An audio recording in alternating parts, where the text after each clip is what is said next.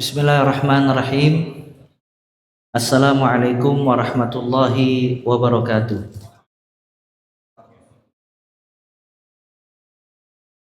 Alhamdulillahi rabbil alamin. Wabihi nasta'inu ala umuri dunya waddin. Wassalatu wassalamu ala ashrafil anbiya'i wal mursalin. Nabina Muhammadin wa ala alihi wa ashabihi wa man tabi'ahum bi ihsanin ila yaumiddin. Allahumma anfa'na bima 'allamtana wa 'allimna ma yanfa'una wa zidna 'ilma. Allahumma rahmataka narju fala takilna ila anfusina tarfata 'ain wa aslih lana syu'unana kullaha la ilaha illa ant. Rabbana taqabbal minna innaka antas sami'ul 'alim wa tub 'alaina innaka antat tawwabur rahim. Allahumma ij'al a'malana kullaha salihah waj'alha liwajhika khalisa wa la taj'al li ahadin fihi syai'a. Rabbi syrah li sadri wa yassir li amri wahlul 'uqdatam min lisani yafqahu qawli thumma amma ba'd. Fa ya ayyuhal ikhwah rahimani wa rahimakumullah jami'an. Kita lanjutkan kajian kita, masih membahas usulud da'wah salafiyah, prinsip dasar dakwah salafiyah yang diringkas dari kitab Syekh Abdul Salam bin Barjas rahimahullahu ta'ala. Sekarang kita masuk ke prinsip yang keempat. Prinsip yang pertama ilmu, yang kedua amal, yang ketiga berdakwah di atas basirah, dan yang keempat di antara prinsip dasar dakwah salafiyah yang membedakan dengan dakwah-dakwah yang lain adalah al-ihtimam bi aqidatis salaf ilman wa amalan wa ta'liman. Ya, memberikan perhatian penuh terhadap perkara akidah. Ya, memberikan perhatian penuh terhadap perkara akidah baik dari sisi ilmu, amal, dan dakwah. Ya, memberikan perhatian penuh dari sisi akidah baik ilmu, amal, dan dakwah. Yang membedakan antara dakwah salafiyah dengan dakwah harakiyah, hizbiyah, dan yang lainnya, kalau dakwah salafiyah dia selalu banyak mencurahkan perhatiannya terhadap bab akidah. Maka kajian-kajian banyak dibahas di dalamnya perkara akidah. Tidak luput dari pembahasan akidah, baik berkaitan dengan tauhid macam-macamnya, atau syirik beserta macam-macamnya, dan juga afrad akidah, bab-bab akidah yang lainnya tentang sahabat Nabi Sallallahu Alaihi Wasallam, kemudian al-imamah, kepemimpinan, kemudian karamatul awliya, karamat ya bagi wali-wali Allah Azza wa Jal, dan seterusnya. Karena akidah ya ikhwah asas, dia pondasi yang harus ditanamkan di dalam hati seorang muslim sebelum dia mengamalkan semua amalan. Dan ini manhajul anbiya, manhajnya para nabi di dalam berdakwah. Semua para nabi memulai dakwanya dengan dakwah akidah dan tauhid. Makanya dakwah yang dinisbatkan kepada salafiyah mesti memberikan curahan penuh terhadap bab akidah. Dan apabila seorang muslim dia memiliki akidah yang kuat, akidah akan membimbing dia kepada semua jalan yang lurus. Ya, katakanlah dalam bab ibadah, selain dia memiliki syarat sah diterima amal ibadah karena dia mempelajari akidah, kemudian bisa membantu dia istiqamah di atas jalan Allah Azza wa Jalla. Bahkan yang lebih besar dari itu, akidah membuat seorang muslim mengenal Allah Azza wa Jalla. Maka kata para ulama, ilmu yang paling besar dalam agama Islam adalah ilmu al-asma was-sifat. Ilmu yang berkaitan dengan nama-nama dan sifat-sifat Allah Azza wa Jalla. Kenapa? Karena membahas tentang Allah Subhanahu wa ta'ala lewat nama-namanya dan sifat-sifatnya. Maka nggak mungkin seseorang bisa mencintai Allah sepenuhnya kalau seandainya dia tidak mengenal Allah. Dengan mempelajari nama-nama dan sifat-sifat, dia mengenal Allah, akan tumbuh kecintaan kepada Allah Azza wa Jalla. Ibnul Qayyim rahimahullah mengatakan, man arafa Allah bi asma'ihi wa sifatihi ahabbahu la mahala. Barang siapa yang mengenal Allah lewat nama-nama dan sifat-sifatnya, pasti mencintai Allah, tidak mungkin dia tidak mencintainya. Begitu juga di antara pembahasan akidah, pembahasan syirik. Baik syirik besar maupun syirik kecil. Dan syirik sebesar-besar dosa. Ya, nggak mungkin seseorang ingin selamat hidup di dunia kalau dia tidak mengetahui dosa yang paling besar yang bisa menggugurkan semua amal kebaikan dia. Nah, karena landasan tadi, kaum salaf dan semua orang yang menisbatkan dirinya kepada salafiyah, dia memulai dakwanya sebagaimana dimulai dakwah para nabi.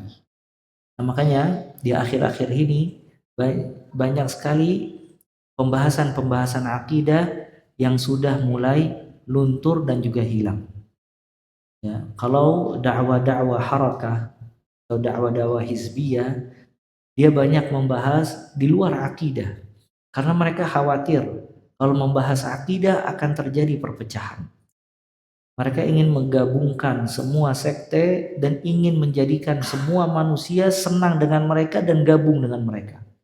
Maka manusia dengan latar belakang yang bermacam-macam gabung. Yang penting kita bersatu padu dulu untuk meraih kekuasaan. Nah, hal ini tidak mungkin. Gak mungkin orang-orang yang memahami kesyirikan bisa gabung dengan orang yang memahami tauhid. Tidak mungkin orang-orang yang mencela sahabat Nabi Muhammad SAW bergabung dengan orang-orang yang mengagungkan sahabat-sahabat Nabi SAW. Tidak mungkin ada orang yang memiliki kesalahpahaman dalam bab al-asma wa sifat bisa bergabung dengan orang-orang yang menjunjung tinggi al-asma wa sifat. Maka perkumpulan itu perkumpulan yang akan menimbulkan banyak perpecahan. Ya. Sedangkan sebagian kelompok dalam Islam dia memiliki kaidah diantaranya al-ghayah tubarrirul wasilah. Tujuan bisa menghalalkan segala cara. Yang penting kita sampai kepada tujuan. Sedangkan Islam bukan seperti itu. Ya, Islam meraih tujuan intinya adalah bagaimana seorang hamba bisa merealisasikan tauhid kepada Allah Azza wa Jalla sampai dia diwafatkan oleh Allah Subhanahu wa taala. Dan sedangkan di antara konsekuensi tauhid adalah al-wala wal bara. Dia mencintai orang-orang yang mencintai Allah dan dia berlepas diri dari orang-orang yang dimurkai oleh Allah atau yang memiliki pemahaman yang salah ya seputar agama Islam. Nah, maka ini dakwah salafiyah. Atau juga kalau misalnya ada kajian-kajian yang memang jarang membahas akidah, selalu membahas tema-tema yang tidak ada perselisihan di dalamnya. Dan makanya Syekh Al-Albani rahimahullah mengomentari kalau seandainya semua orang membahas masalah jujur, nggak boleh bohong, membahas masalah adil, tidak boleh berbuat curang dan yang lainnya, pembahasan-pembahasan tersebut dibahas oleh pendeta-pendeta di gereja. Karena masalah ini masalah yang disepakati sama semua orang kalau itu perbuatan baik, sedangkan dusta perbuatan tercela. Nah, sedangkan bukan itu dakwah yang bukan hanya itu dakwah yang dibawa oleh para nabi. Cuman yang paling asas mereka mendakwakan dengan dakwah tauhid, dakwah akidah. Ya, dia bahas dari satu kitab akidah kepada kitab yang lain. Dan para ulama ahlus sunnah dari zaman ke zaman memberikan perhatian penuh dalam bab akidah. Oleh karena itu mereka banyak mengarang kitab seputar akidah ahlus sunnah wal jamaah.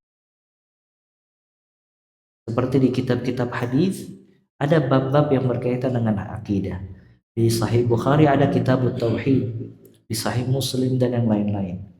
Ada juga kitab khusus mustaqil kumpulan hadis seputar akidah seperti As-Sunnah, ya, Asy-Syari'ah, kitab Tauhid Ibn Khuzaimah dan yang lain-lainnya.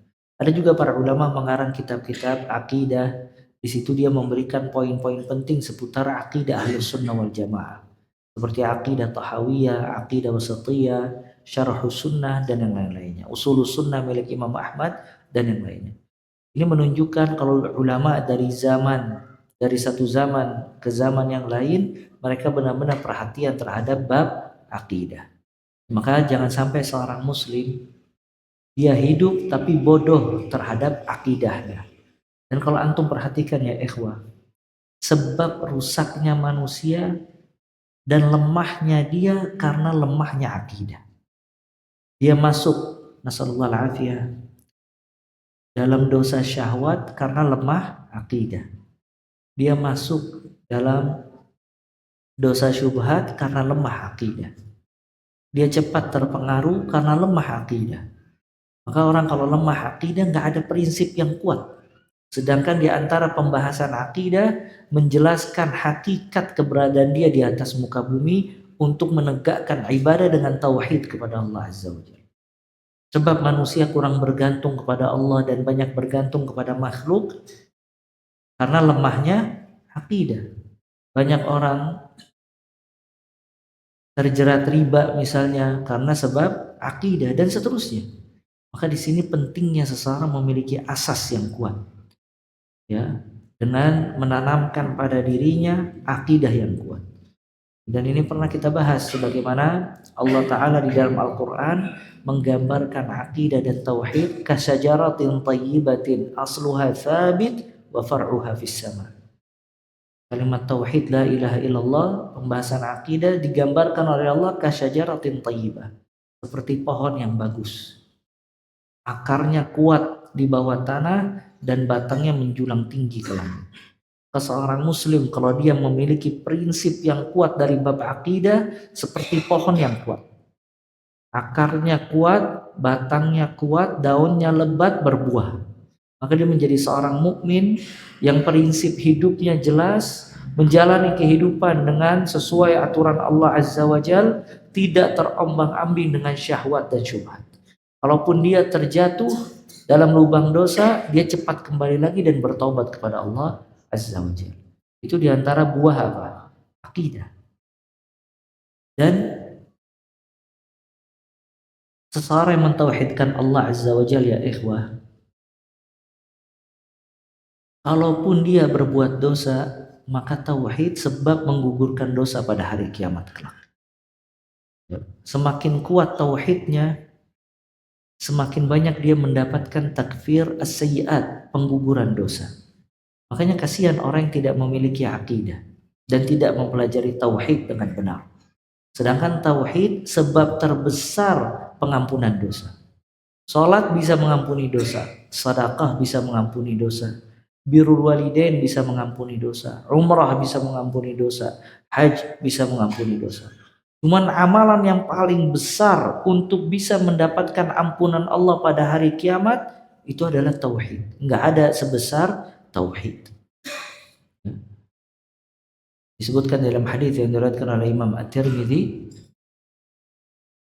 ya ibadi law ataitani biqurabil ardi khataya thumma laqitani la tusyriku bi syai'a la ataituka biqurabiha maghfirah.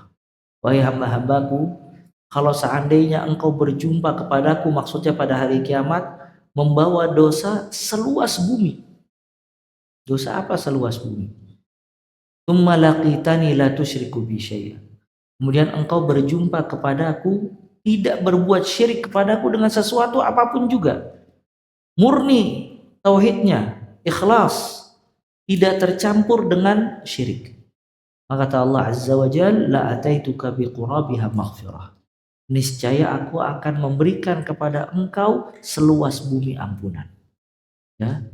Makanya orang-orang yang memberikan perhatian penuh terhadap akidah, dia akan mendapatkan kesempatan besar diampuni dosanya oleh Allah Azza wa Jalla. Ya. Dari sini kita juga mengetahui jahatnya ulama-ulama ulama-ulama yang bodoh atau ulama-ulama yang menyesatkan umat. Dia tidak ingin bahas akidah dan tauhid. Maka orang-orang yang duduk di majelisnya tidak mengetahui mana syirik, mana tauhid, mana sunnah, mana bid'ah. Ya. Akhirnya orang yang belajar tersebut tidak mengetahui sebab terbesar dosa dia dapat diampuni oleh Allah Azza wa Jalla. Dan di sisi lain ini menunjukkan besarnya kasih sayang ulama Ahlus Sunnah wal Jamaah yang terus mengingatkan kepada umat tentang akidah dan tauhid, karena dia menginginkan kebaikan agar orang-orang yang berbuat dosa mendapatkan ampunan yang besar dari Allah Azza wa Jalla. Bisa dipahami ya? Nah, dan Allah Ta'ala tidak menciptakan kita kecuali untuk menegakkan peribadatan dengan tauhid. Ya, inti adanya kita di atas muka bumi itu diperintahkan oleh Allah agar menjadi hamba Allah seutuhnya dengan mentauhidkan Allah Azza wa Jalla. Allah berfirman, "Wa ma khalaqtul jinna wal insa illa liya'budun."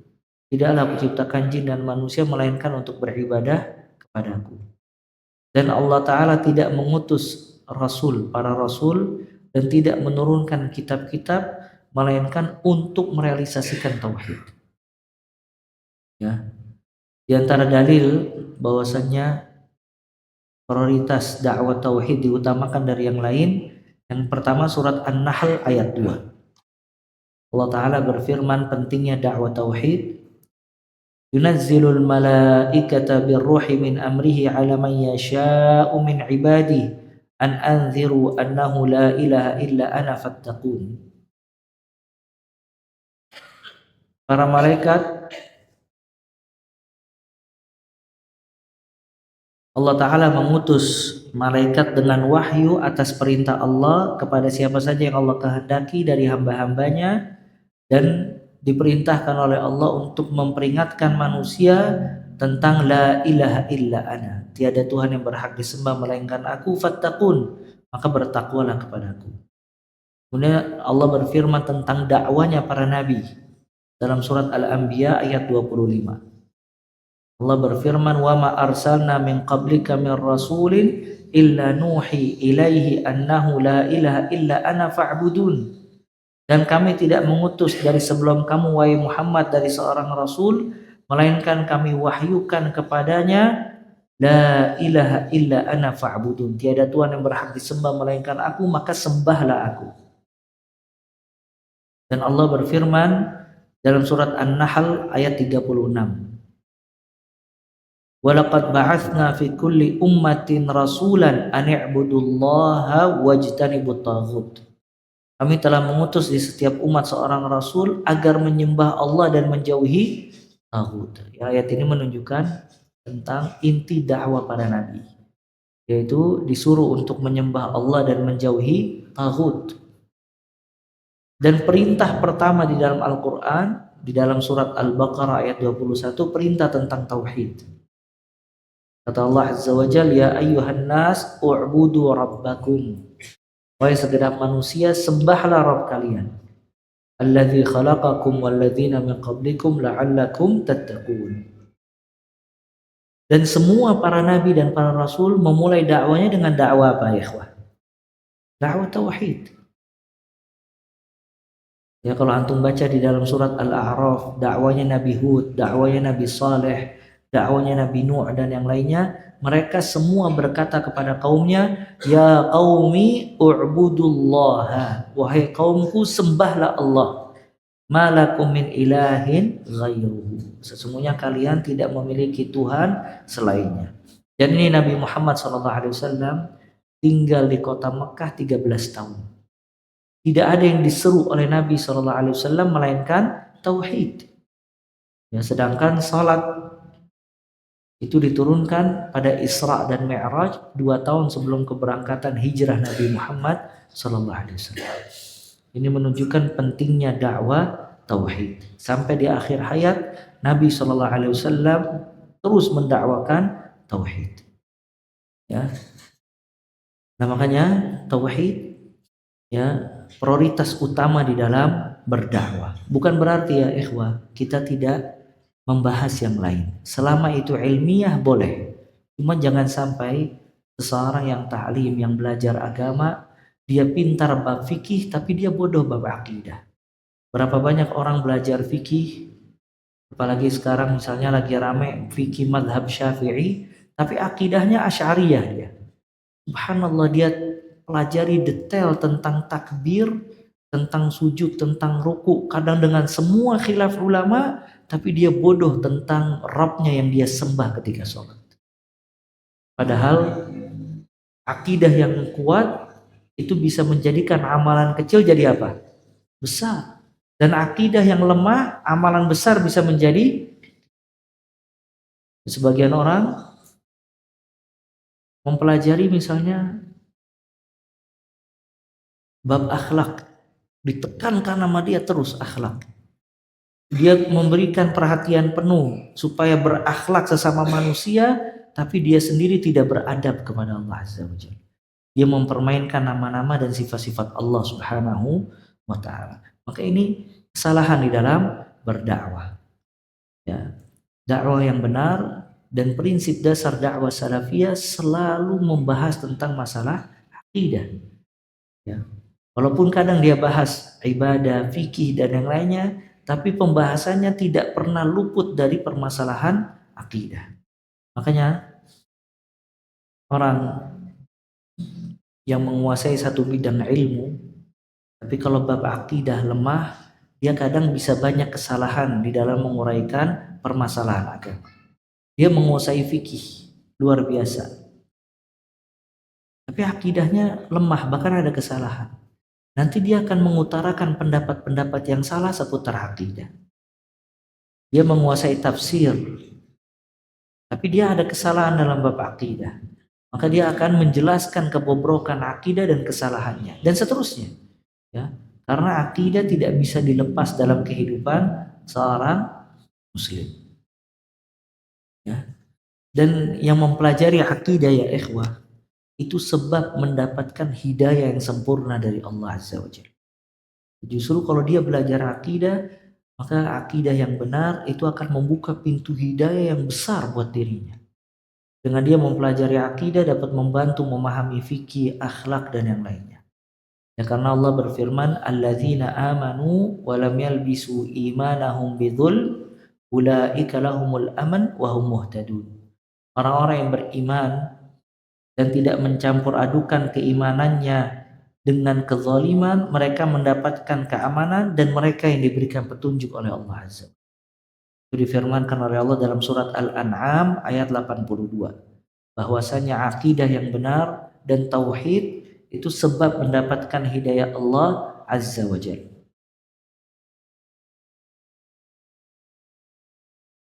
Dan akidah, diantara pentingnya memulai dakwah dengan akidah, akidah membuat seorang hamba merdeka.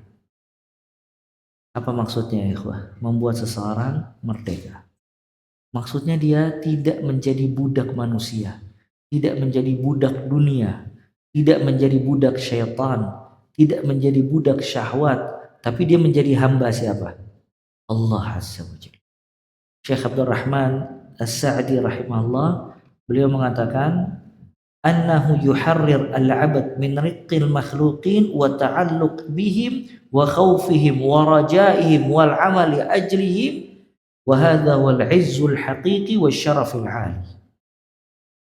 Akidah, mempelajari tauhid dan akidah, dan apabila kuat akidah dan tauhid di dalam hati, itu akan memerdekakan seorang hamba menjadi budaknya makhluk, budaknya manusia. Maka dia tidak bergantung kepada manusia, tidak takut kepada manusia, tidak berharap kepada manusia, tidak beramal untuk manusia, tapi semuanya dipusatkan untuk siapa? Allah Azza wa Jalla. Dan ini al-izz al-haqiqi, kemuliaan yang hakiki, ya. Dan perkara yang paling agung kalau seorang hamba tidak bergantung dan menyandar kecuali hanya kepada Allah Azza wa Jalla. Iyyaka na'budu wa iyyaka nasta'in. Maka enggak ada yang dia khawatirkan kecuali Rabbnya Azza wa Jalla. Tidak meminta kecuali hanya kepada Allah. Nah, kemarin kayak kasus ribut, penjarahan dan yang lainnya karena manusia meminta hak kepada makhluk. Dan kita bahas kemarin di antara alamatun nubuwah, tanda kenabian Nabi Muhammad SAW. Kalau nanti setelah wafatnya Nabi SAW ada atharah, ada pemimpin-pemimpin yang memang dia mendahulukan dirinya dibandingkan orang lain. Dia berbuat zalim dengan mengambil harta untuk memperkaya diri, dan dia melupakan kewajiban-kewajiban yang wajib dia tunaikan kepada orang-orang tersebut. Apa wasiat Nabi SAW? Tas'aluna Allah alladzi lakum. Engkau tunaikan kewajiban mereka, jangan berontak, tapi engkau meminta hak engkau kepada siapa? Allah Azza wa Jalla. Makanya akidah membuat orang tidak bergantung kepada manusia. Karena dia tahu dunia milik Allah, rizki dari Allah, kesehatan dari Allah, kemudahan dari Allah. Maka dia tidak bergantung kecuali hanya kepada siapa? Allah Azza wa Jalla. Maka ada izz, ada keutamaan. Makanya subhanallah, kebaikan negara, kebaikan manusia, kebaikan keluarga tergantung dengan kebaikan akidah yang dimiliki oleh orang tersebut. Ini pentingnya memulai dakwah dengan dakwah apa? Akidah. Ya.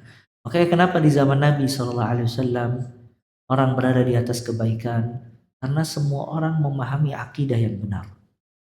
Walaupun mereka tidak maksum sahabat ini.